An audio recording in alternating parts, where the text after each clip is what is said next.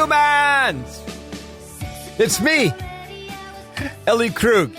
Welcome back to Ellie 2.0 Radio, the only radio show and podcast in the world focusing on idealism and idealist, hosted by a transgender woman. Mwah! There you go. How do you like that, huh? Thank you for tuning in. Thank you for caring about making the world better. Oh, thank you for doing that. This week is an Ellie's Talking Head show. I don't have a guest. And rather than replay an interview from some time ago, you're going to get me sharing and talking about a variety of things and trying to move the needle always, okay? Always trying to make the world better. So let us begin, shall we?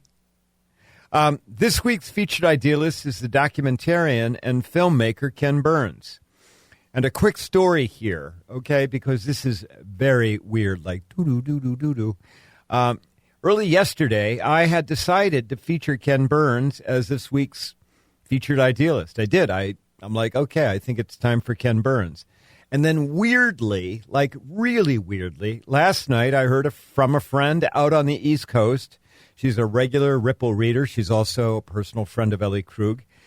And she's a graduate of Brandeis University, and she sent me this link and just said, Ellie, this is just so wonderful. And it was a link of Ken Burns giving a commencement address at Brandeis University either the last weekend or the weekend before. I mean, it was so uncanny that I had decided on Ken Burns, and I get this, video of him giving this rock star commencement address, and I'm going to share a little bit of that clip in a minute with you. Okay, but first, who is Ken Burns? I mean, he's been the man of all of these documentaries, but really, who is this guy?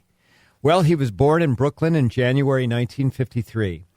His father was a cultural anthropology student at Columbia University, and his mother was a biotechnician. So in the early 50s, I'm wondering what a biotechnician did, particularly if they were female, but that's what Wikipedia says. The family ultimately ended up in Ann Arbor, Michigan, where Ken Burns' father ended up teaching at the University of Michigan. Now, tragically, and we have heard this with other idealists that I have featured, okay? I mean, this seems to be a theme with other idealists. And tragically, when Ken Burns was just 11 years old, his mother died of breast cancer. I have featured other idealists who have lost a parent early on, usually a mother, okay? And Ken Burns has said that the death of his mother shaped his career, a career where he sought to bring to life those who have died, those who have stories to have told, to tell, and stories for us to learn. Now, for his 17th birthday, Ken Burns was given an 8mm movie camera. So you got to remember, when he's 17 years old, that's like 1970. So, way before anything else. So he gets an 8mm film movie camera living in Ann Arbor. He used that camera to shoot his very first, amateur documentary about an Ann Arbor factory. So he starts to begin to create documentaries about objects, about places. And then after graduating from high school in Ann Arbor, he went to Hampshire College in Amherst, Massachusetts, where he earned a BA in film studies in 1975. That happens to be the same year that I entered college. So I'm not too far away from Ken Burns, although my list of accomplishments pales in comparison. With some college classmates, Ken Burns formed a production company named Florence Films, and apparently that same company operates today, like right today, Florence Films still operates, and then it has a subsidiary named Ken Burns Media, and that's how Ken Burns is making all of his films. Now, just out of college, Ken Burns worked as a cinematographer for the BBC and Italian television. But soon, though, he embarked on creating documentaries. And by 1981, now listen, just 6 months after graduating college, when he was like 28 years old, In 1981, Ken Burns made the feature documentary Brooklyn Bridge, which was narrated by David McCullough, and it earned an Academy Award nomination. And the documentary ran on PBS. Now, you're less than 30 years old, and you've already got a blockbuster documentary, and you've got an Academy Award nomination for that.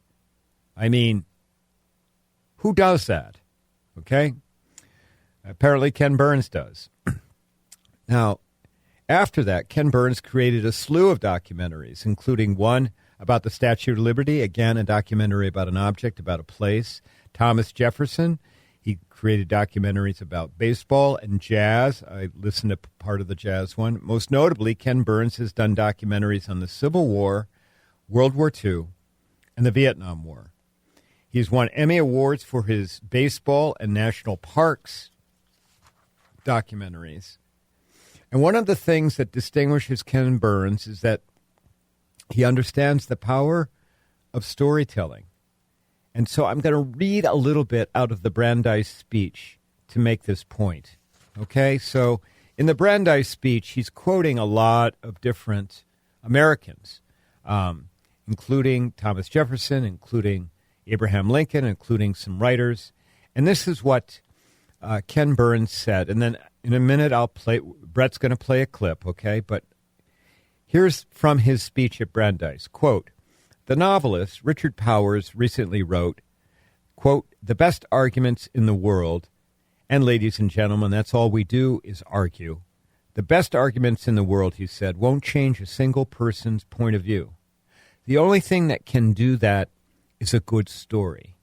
I've been struggling for most of my life to do that, to try to tell good, complex, sometimes contradictory stories, appreciating nuance and subtlety and undertow, sharing the confusion and consternation of unreconciled opposites.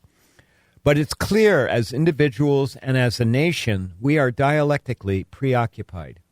Everything is right or wrong, red, blue, red state or blue state, young or old, gay or straight, rich or poor, Palestinian or Israeli, my way or the highway. Everywhere we are trapped by these old, tired, binary reactions, assumptions, and certainties. For filmmakers and faculty, students, and citizens, that preoccupation is imprisoning. Still, we know we hear and express only arguments, and by doing so, we forget the inconvenient complexities of history and of human nature. That, for example, three great religions, they're believers, all children of Abraham, each professing at their heart of their teaching a respect for all human life, each with a central connection to and legitimate claim to the same holy ground, violate their own dictates of conduct, and make this perpetually contested land a shameful graveyard. God does not distinguish between the dead. Could you? Pretty profound, right? Now, Brett's going to play the actual Ken Burns words for a couple of minutes, and I'll talk to you on the other end. Go ahead, Brett. Thank you. I have had the privilege for nearly half a century of making films about the U.S., but I have also made films about us. That is to say, the two-letter, lowercase, plural pronoun. All of the intimacy of us, and also we, and our, and all of the majesty, complexity, contradiction, and even controversy of the U.S. And if I have learned anything over those years, it's that there's only us. There is no them. And whenever someone suggests to you, whomever it may be in your life, that there's a them, run away. Othering is the simplistic binary way to make and identify enemies, but it is also the surest way to your own self-imprisonment. Which brings me to a moment I've dreaded and forces me to suspend my long-standing attempt at neutrality. There is no real choice this November. There is only the perpetuation however flawed and feeble you might perceive it, of our fragile 249-year-old experiment, or the entropy that will engulf and destroy us if we take the other route. When, as Mercy Otis Warren would say, the checks of conscience are thrown aside and a deformed picture of the soul is revealed. The presumptive Republican nominee is the opioid of all opioids, an easy cure for what some believe is the solution to our myriad pains and problems, when in fact, with him you end up re-enslaved with an even bigger problem, a worse affliction and addiction, a bigger delusion, James Baldwin would say, the author and finisher of our national existence, our national suicide, as Mr. Lincoln prophesies. Do not be seduced by easy equalization. There is nothing equal about this equation. We are at an existential crossroads in our political and civic lives. This is a choice that could not be clearer.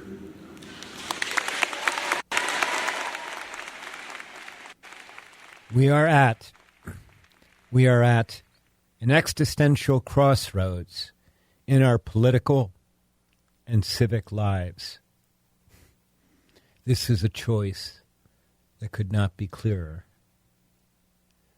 So Ken Burns, in the speech at Brandeis, and he's been, MSNBC had him on afterwards. I mean, he's now really come out of the closet as an idealist, as an advocate.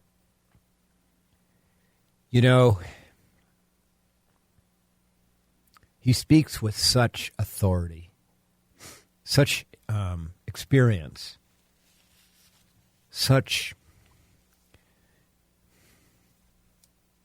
kindness and truth. As I listened to his speech at Brandeis, I was kind of blown away because he was using Ellie Krug phrases, us versus them, othering. That's what my whole gray area thinking training is about. That workshop is about helping people to understand that there is no such thing as them. There is only us, all of us attempting to survive the human condition. I loved it that Ken Burns said it's not about arguments, and that when you argue, there is no way that you're ever going to change another person's perspective or mind. But reality is through storytelling. And that is true.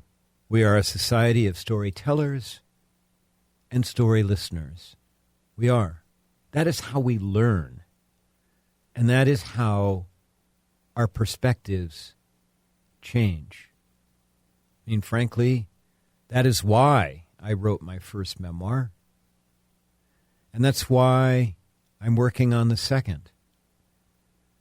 They're both big stories about a human and other humans wrapped up into my life attempting to survive the human condition. We as a country need to understand that that's exactly what's happening. We are taking sides, refusing to consider the other. And I fear, as Ken Burns has warned, that we will make the wrong choice in November.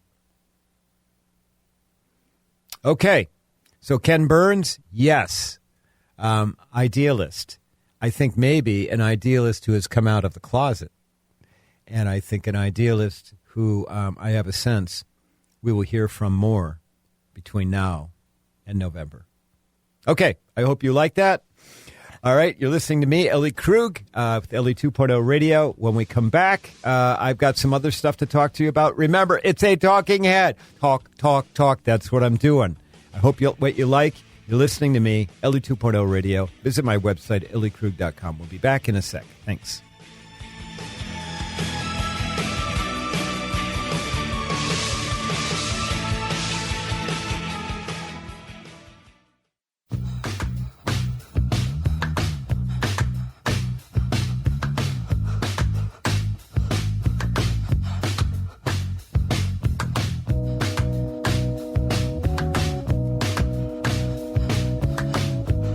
And we're back. Ellie 2.0 Radio. All right, so, and I should have told you in the last segment, but if you want to hear Ken Burns' Brandeis speech, all you have to do is Google Ken Burns Brandeis, okay? And you can also get a printout of the speech. So highly, highly recommend it. The speech goes about 21 minutes. Well worth your time, okay? So there you go. All right, I want to talk about the great state of Minnesota. And remember, I have Iowa roots, okay? So for me to say the great state of Minnesota, it's, but I am going to say that because there is a reason I live in Minnesota and not in Iowa. And that is because Minnesota, as a state, protects me as a transgender person. It does. I mean, I've got protection up the wazoo here in Minnesota. And God love this state with its liberal culture, with its decency for all humans, with its very, very strong DFL and its very, very strong commitment to human rights. Although, trust me, we have a lot of problems. Okay, so I don't want to make it all sugar coated here, but I live here for that reason. That is the reason why I'm in Minnesota, not maybe where the weather would be better, like Tennessee or even Utah, where my best friend lives. No, I'm here. Now, and I'm here even more because Governor Walz this week has signed, and this is a story courtesy of Aaron Reed from Aaron in the Morning, one of the greatest blogger on transgender topics in the whole country.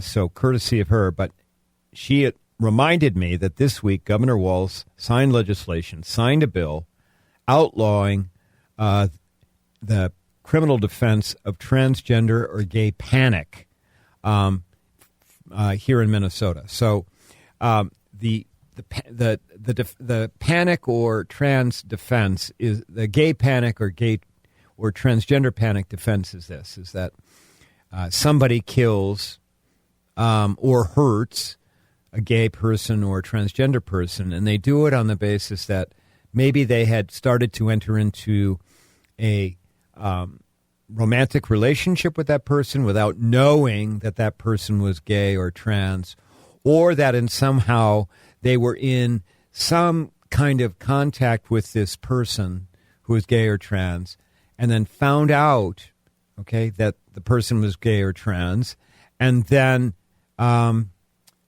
killed them or hurt them as a result of that identity. And the panic defense is that I was worried that maybe they were coming on to me. I was worried that they were going to assault me in some way, or they were going to sexually, do something with me.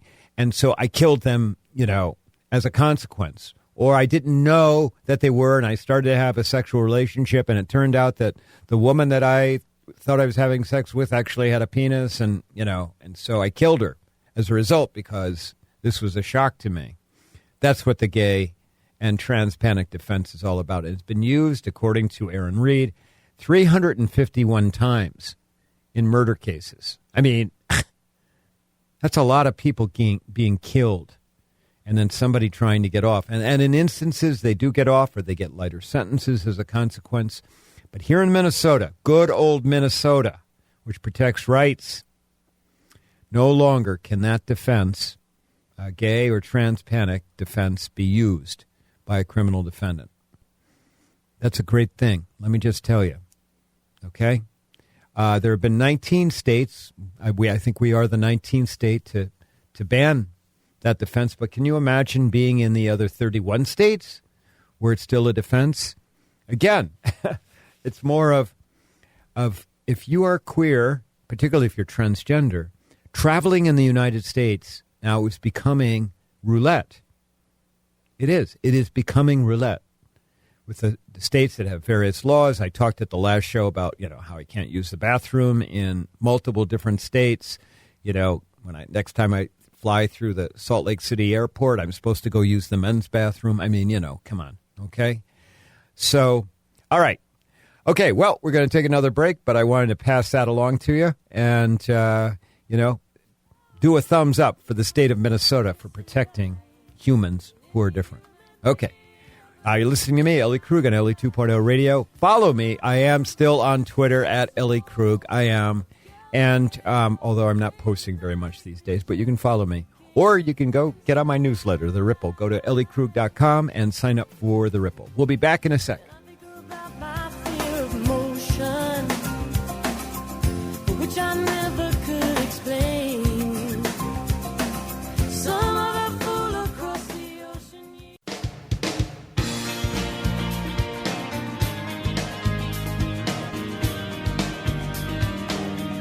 These are the days. And we're back. Ellie 2.0 Radio. So, I'm going to tell you a story, okay? Remember, I earlier talked about the value of stories. And this is a story about me as an idealist, okay?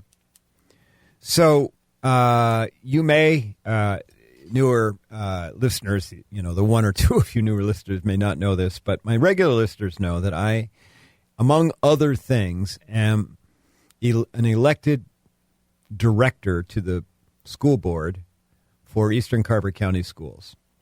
It's a school district with about 9,000 students in Eastern Carver County. That's where its name comes from, which is a county that is a red county, red to purple county, on the outermost western ring of anything, okay, in the Twin Cities. I mean, as I joke, and as I did literally this morning, I can see farms, from my bedroom window, and I took a bike ride through farm fields this morning before coming in. So you get a sense of the county. I talked the last show, I talked about, two of my neighbors displaying Trump flags, notwithstanding the HOA rules against those. So you get a sense, okay? And when I was running for school board, I was elected in November of 22. When I was running for school board, I heard this crazy story that my school district, which has 3 high schools, 2 of which for more than a decade were graduating an evangelical church in Eden Prairie. The name of the church is Grace. And I have nothing against evangelicals, but the reason that I thought it was kind of crazy was I heard that some of the things said at Grace Church were marginalizing towards LGBTQ people, transgender people, people of Black Lives Matter, which by inference are people of color who advocate for change, and also marginalized divorced people. Apparently if you belong to that church, you can't get divorced, no matter how bad the marriage is, apparently. And so when I was running for school board, I said one of the things that I'm going to work to do is to change the graduation venue away from a evangelical church and to something more secular.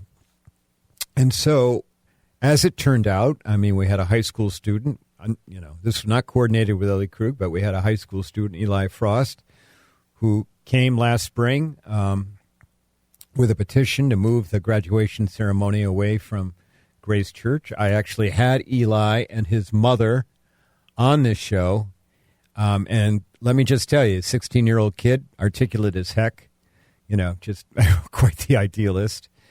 And as a consequence of that petition that this, sophomore, started, as well as a consequence of some other things, as well as a consequence of a lawyer providing a legal opinion about the risks of litigation if the school continued to have graduation. The former superintendent and her cabinet made a decision to move graduation from Grace Church to a different venue. And the venue that they selected was Target Center. Now, if you're a Minnesotan and you're paying attention to what's going on with basketball right now and the Timberwolves, now, of course, I'm taping this show, so by the time you hear this show, it may be different. But the Wolves are they're in the playoffs. They almost got knocked out by the Nuggets, but on the day that I'm taping this show, the Wolves came through, and when it was the Nuggets had 3-0, 3 wins. The Wolves came through and pulled it out. It's now 3-1. The Wolves are going to play again, I believe, on Friday. And, who knows with the Wolves, the way they have been playing phenomenally, okay? But it's hot or cold. At any rate, graduation ceremony is set for June 7th. And last Tuesday, my superintendent got a call from the Target Center saying, the Target Center has been embargoed by the NBA, and you can't have your graduation there. Sorry. Apparently they're moving all kinds of broadcast equipment into Target Center, and they can't accommodate graduation. Now, can you imagine? And our superintendent is a brand new superintendent. She's been confirmed less than a month. And can you imagine you're hearing 2 weeks before your graduation ceremony for 2 high schools, 700 to 800 students, that you can't have your graduation ceremony where you've been planning for over a year or for almost a year? I mean, I feel for my superintendent. I feel for her staff. And apparently they tried all they could. They tried to go to U.S. Bank Stadium, but apparently that's booked. They tried to go to other places. That's booked. And my superintendent and I understand how we got here, and I am not faulting her or her cabinet. She did not ask for that. But our superintendent has decided that graduation would be back at Grace Church this year. Now, there's only so much I'm going to talk about how I reacted to that. And apparently the school will also do an alternative graduation ceremony for the students who are uncomfortable walking on the stage where hateful words have been said about various groups of humans, marginalizing words. And so, of course, I'll be at that alternative graduation ceremony. But you're idealist here, okay? I'm a leader. I'm somebody and everything I'm telling you, by the way, right now is on Facebook, okay? Go to Ellie Krug for District 112 on Facebook. You will see this very long explanation.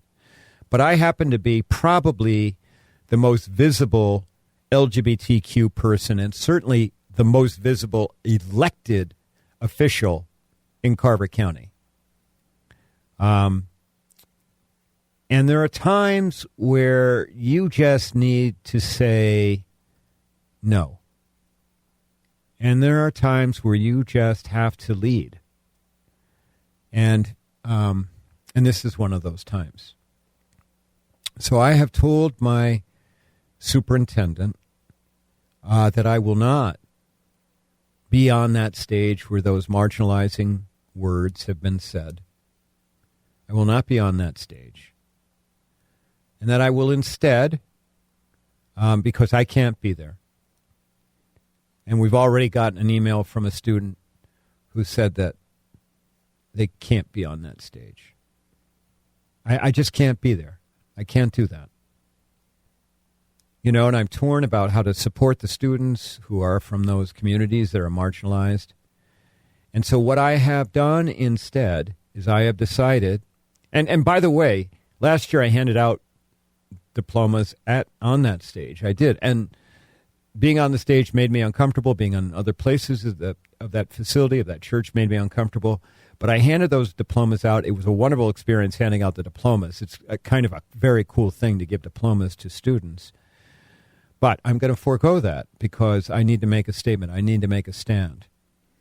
And what I have done instead, okay, is that I have decided not to be on that stage, but I will be out in front of the church as people are coming, and I will be congratulating them and their families, the students and their families, and if they want somebody to take a picture so everybody can be in the picture, I will be doing that.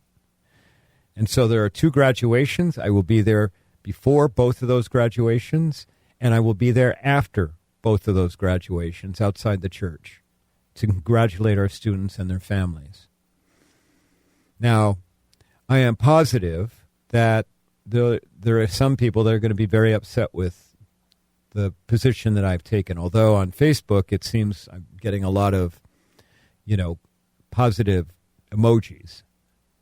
And I realize that, okay? But there's just some times where you just have to, and I'm not faulting, again, my superintendent. I know that no one wanted to be in this spot, okay? I get that. But I have to draw a line, and this is where I draw it. So that's Ellie Krug, your idealist. Who knows how this is going to play out ultimately, okay? But I just need to stand for something, and you have that. All right? So I thank you for letting me tell you that very, very long story. I am hopeful. I mean, if I have anything to do with it, next year we're going to be certainly graduating in a place where there's no question about any kind of risk of being disrupted. And hopefully, this time next year, everything is going to run a whole lot smoother. I care about our students. I certainly care about our superintendent and her staff. It's a Hobson's choice that she had to make. It is not a good situation. But at least, I'm doing what I think I need to do. Okay. All right. That's it for this segment. When we come back, I'm going to talk a little bit about some other stuff going around in the DEI world, a little bit more about my work, and then we'll be done. Hopefully you've been enjoying this show.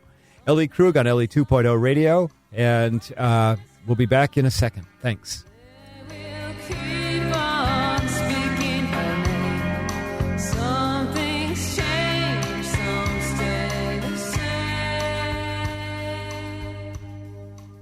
I'll be learning, no, you're not gonna stop me getting I'll sing a marching song and stomp through the halls louder than And we're back. Ellie 2.0 Radio. Okay. I have been talking about what's been going on in the country around DEI.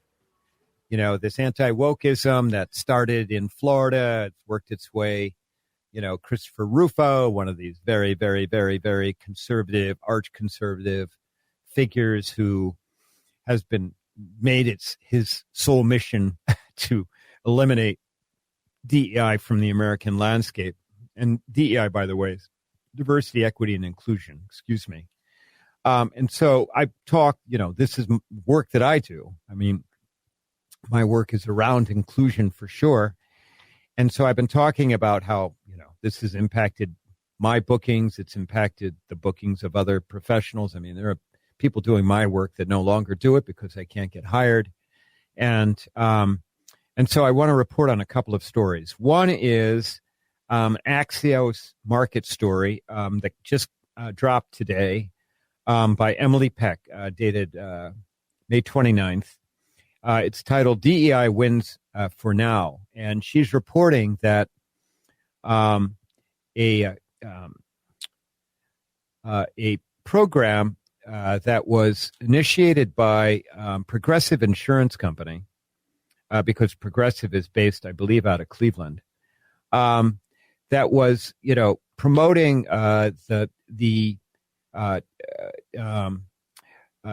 black trucking entrepreneurs. Okay, so they were, trying to help get more black drivers owners. Okay, behind trucks and going forward. So Progressive was fostering that, and it was administered by a company called Hello Alice. Well, there was a white truck driver who sued Progressive, and sued Hello Alice, claiming, that he was being discriminated against because he couldn't take advantage of this program set up for black truck drivers.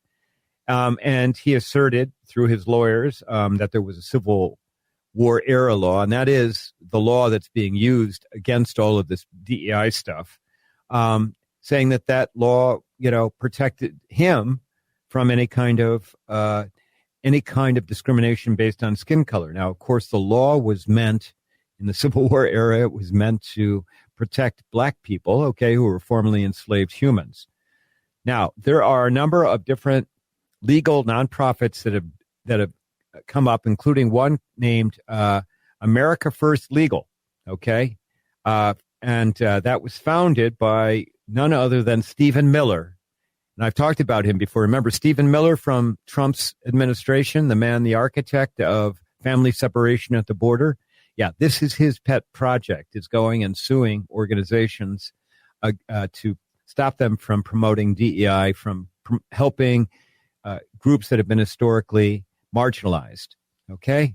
And so they sued Progressive, they sued Hello Alice, and according to Axios Market, a federal judge last week dismissed that lawsuit by the white truckers, and did not dismiss it on what it called the merits, which mean, you don't have a claim here, but dismissed it on the grounds that the white truck driver didn't have any standing. I mean, he wasn't specifically harmed by what was going on with this, so he didn't have the standing to raise a complaint.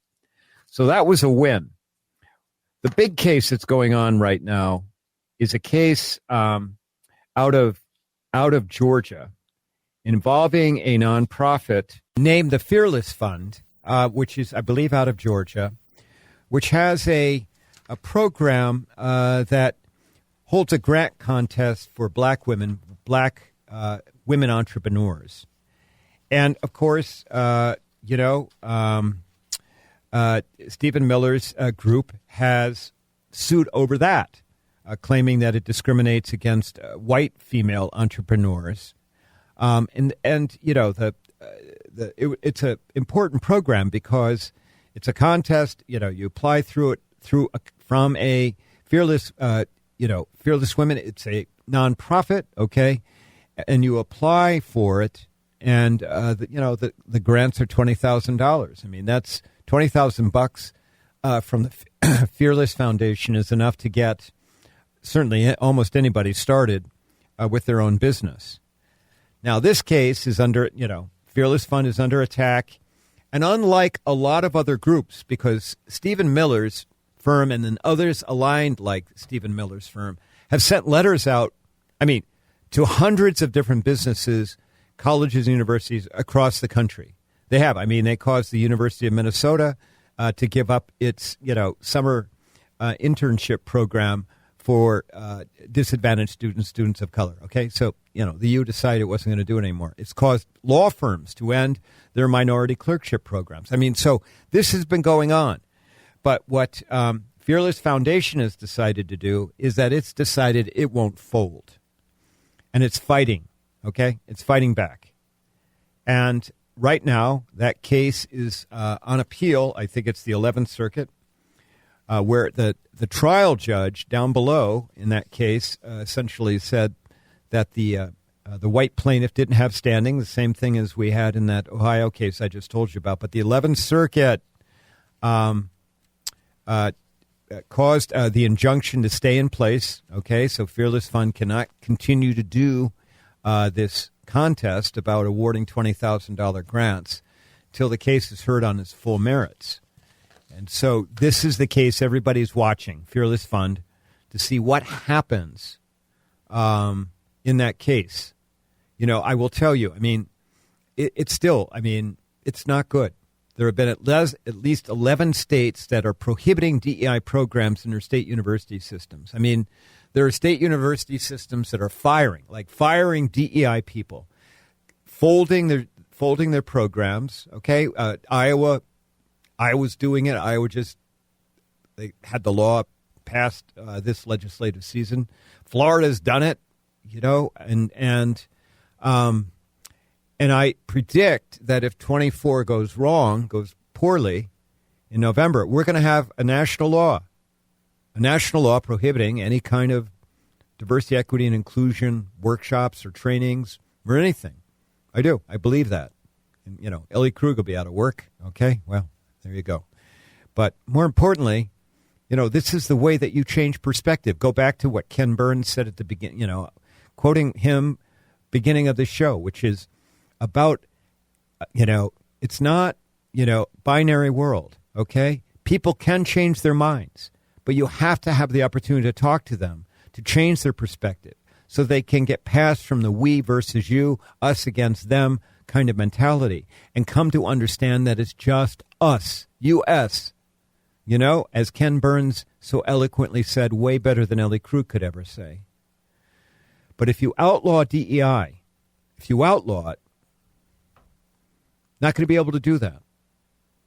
And we're going to just get entrenched with this system where in a country which is greatly, greatly diversifying in terms of skin color, religion, LGBTQ status, all of that, going to be controlled by a minority of white, Christian, mainly men.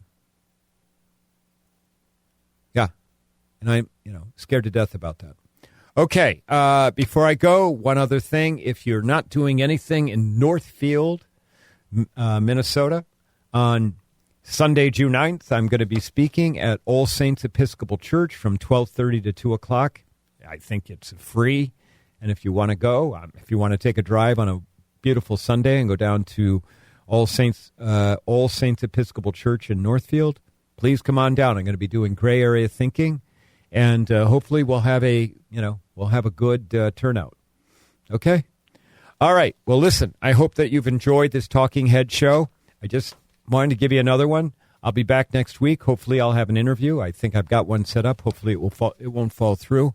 A big thanks to my producer, Brett Johnson, because Brett does always great, great, great work. He's fantastic in the business.